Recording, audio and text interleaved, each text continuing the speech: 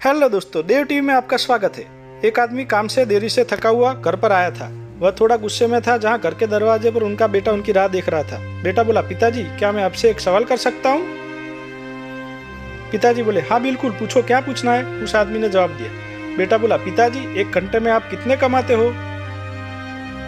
पिताजी बोले, बेटा ये तुम्हारा व्यापार नहीं है तो तुम ऐसे बात क्यों पूछ रहे हो? उस आदमी ने गुस्से में कहा। बेटा बोला, मैं ये सब जानता हूँ, कृपया आप मुझे बताइए कि आप एक घंटे में कितने कमाते हो?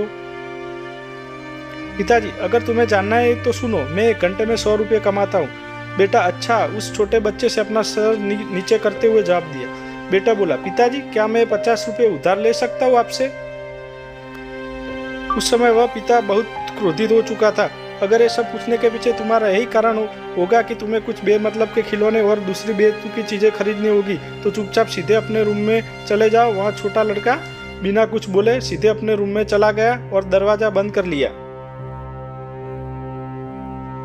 उस आदमी शांति से बैठा था और उसने सोचना शुरू किया कि कहीं सही में तो उसे कोई कीमती चीज या बहुत जरूरी चीज को खरीदने के लिए 50 रुपये की जरूरत तो नहीं है। तभी वह इंसान उस छोटे बच्चे के रूम में जाकर उसे नम्रता से बेटे से पूछला, बेटा तुम्हें क्या चाहिए? बेटे ने जवाब दिया, नहीं पिताजी। उस इंसान ने अपनी गलती मानते हुए कहा, मुझे ऐसा लगता है कि कुछ देर पहले मैंने तुम पर कुछ ज्यादा ही गुस्सा कर दिया। ये रहे तुम्हारे 50 रुपया जो तुम्हें चाहिए थे। तभी वह छोटा बच्चा मुस्कुराया और कहा, धन्यवाद पिताजी। वह बहुत खुश था। तभी वह अपने तकिए के पास गया और उसने कुछ टूटे फूटे पुराने बिल्स निकाले जिसमें पहले से उसके पैसे रखे हुए थे।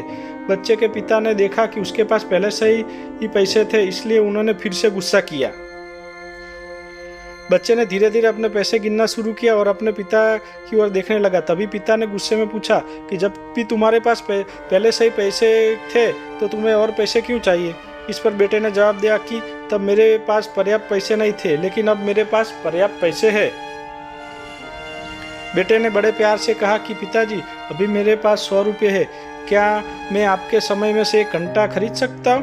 कृपया कल 1 घंटा जल्दी घर आना, मुझे आपके साथ खाना खाना है। ये सुनते ही पिताजी सुन पड़ गए थे। उन्होंने तुरंत अपने बेटे को गले लगाया और अपनी गलतियों के लिए उससे माफ़ी मांगी।